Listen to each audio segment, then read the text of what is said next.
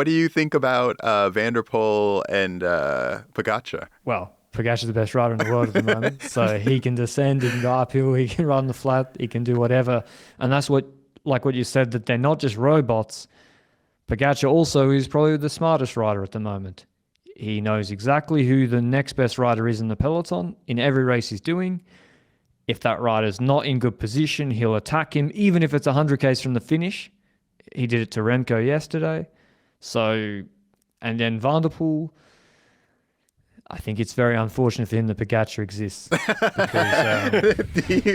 would you say that Pogacar is the greatest of all time already, or can he be? Yeah, I think so. I mean, he rides in a different era. He rides in the professional era, so yeah, it's hard to compare eras because there's guys obviously with 300 wins, but like Eddie Merckx or whatever. But in the professional era, for sure, he's the best ever. Yeah.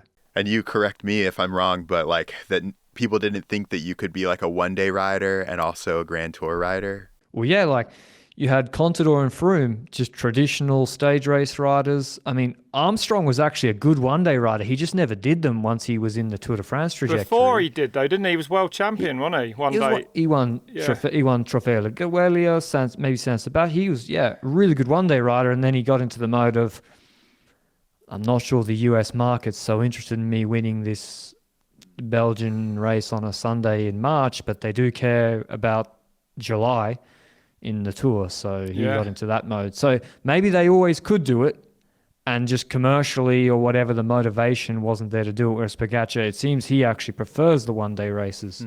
Really? Is that how it seems? Huh. Yeah, he had to fight his team to do Paris-Roubaix. No way. And then he goes out and wins it.